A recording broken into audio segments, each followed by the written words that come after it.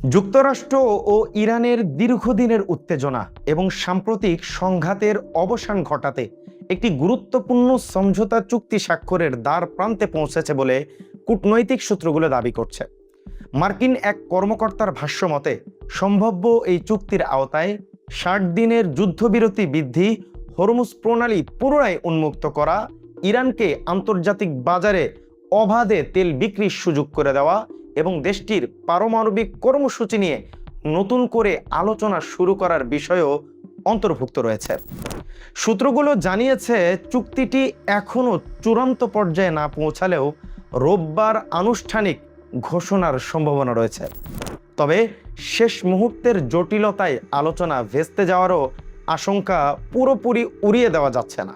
খসড়া সমঝোতা অনুযায়ী উভয় পক্ষ একটি সমঝোতা স্মারকে স্বাক্ষর করবে, যা প্রাথমিকভাবে ৬০ দিন কার্যকর থাকবে। পরবর্তীতে পারস্পরিক সম্মতির ভিত্তিতে এর মেয়াদ আরও বাড়ানো যাবে। এই সময়ের মধ্যে বিশ্বের অন্যতম গুরুত্বপূর্ণ জলপথ হরমুজ প্রণালী সম্পূর্ণ উন্মুক্ত রাখা হবে এবং সেখানে কোনো ধরনের ট্রোল আরোপ করা হবে না। পাশাপাশি ইরান প্রণালীতে পেতে রাখা মাইল অপসারণ করবে, যাতে আন্তর্জাতিক বাণিজ্যিক জাহাজ চলাচল স্বাভাবিকভাবে পুনরায় শুরু করতে পারে। এর বিনিময়ে যুক্তরাষ্ট্র ইরানি বন্দর অবরোধ শিথিল করবে এবং কিছু অর্থনৈতিক নিষেধাজ্ঞাও তুলে নেবে। ফলে ইরান বৈশ্বিক বাজারে পুনরায় তেল রপ্তানির বড় সুযোগ পাবে। মার্কিন কর্মকর্তাদের মতে এই পদক্ষেপ ইরানের অর্থনীতিকে স্বস্তি দেওয়ার পাশাপাশি বৈশ্বিক জ্বালানির বাজারেও স্থিতিশীলতা ফিরিয়ে আনতে সাহায্য করবে। ট্রাম্প প্রশাসনের নীতির মূল ভিত্তি হিসাবে তুলে ধরা হয়েছে কাজের বিনিময়ের ছাড়, অর্থাৎ ইরান বাস্তব ও যাচাইযোগ্য পদক্ষেপ নিলে তবেই ধাপে ধাপে নিষেধাজ্ঞা শিথিল করা হবে বলে জানিয়েছেন ডোনাল্ড ট্রাম্প। চুক্তির সবচেয়ে গুরুত্বপূর্ণ অংশ হল পারমাণবিক ইস্যু। খসড়া অনুযায়ী ইরান কখনো পারমাণবিক অস্ত্র তৈরি করবে না বলে অস্বীকার করবে এবং ইউরেনিয়াম সমৃদ্ধকরণ কর্মসূচি স্থগিত সহ উচ্চ মাত্রায় সমৃদ্ধ ইউরেনিয়ামের মজুদ সরিয়ে নেওয়ার বিষয়েও আলোচনায় বসবে। আপনার কি মনে হয় ইরান এটা মেনে নেবে? মনে হয় না।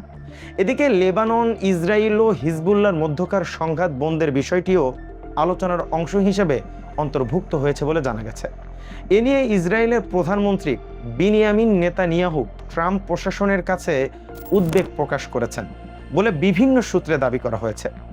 তবে মার্কিন কর্মকর্তা স্পষ্ট করেছেন এটি কোনো একতরফা যুদ্ধবিরতি হবে না। হিজবুল্লাহ যদি নতুন করে হামলা চালায় বা অস্ত্র সংগ্রহের চেষ্টা করে, তাহলে ইসরায়েল প্রয়োজনীয় ব্যবস্থা নিতে পারবে। এই সমঝোতা প্রক্রিয়ায় পাকিস্তান গুরুত্বপূর্ণ মধ্যস্থতাকারী ভূমিকা পালন করছে বলে জানা গেছে। পাকিস্তানের সেনাপ্রধান ফিল্ড মার্শাল আসিম মুনিরের সাম্প্রতিক তেহরান সফর আলোচনাকে এগিয়ে নিতে সহায়ক হয়েছে বলে কূটনৈতিক সূত্রগুলো দাবি করেছে। পাশাপাশি সৌদি আরব, কাতার, যুক্তরাষ্ট্র আরব আমিরাত, মিশর এবং তুরস্কের মধ্যস্থতার প্রচেষ্টাও সক্রিয় ভূমিকা পালন করছে। গত কয়েকদিন ধরে মার্কিন প্রেসিডেন্ট ডোনাল্ড ট্রাম্প একদিকে কূটনৈতিক সমাধানের চেষ্টা চালিয়ে যাওয়ার পাশাপাশি অন্যদিকে সম্ভাব্য সামরিক পদক্ষেপের প্রস্তুতিও ধরে রেখেছিলেন। তবে সর্বশেষ পরিস্থিতি ইঙ্গিত দিচ্ছে ওয়াশিংটন আপাতত সংঘাতের পথে নয়, বরং আলোচনার টেবিলকেই অগ্রাধিকার দিতে চাইছে। ভয় পাচ্ছে নাকি যুক্তরাষ্ট্র? যদি এই সমঝোতা শেষ পর্যন্ত বাস্তবায়িত হয়, তাহলে তা শুধু যুক্তরাষ্ট্র ও ইরানের মধ্যকার উত্তেজনা কমাবে না, বরং মধ্যপ্রাচ্যের দীর্ঘস্থায়ী অস্থিরতা কমাতেও গুরুত্বপূর্ণ একটি মোড় ঘুরিয়ে দিতে পারে বলে আশা করা হচ্ছে।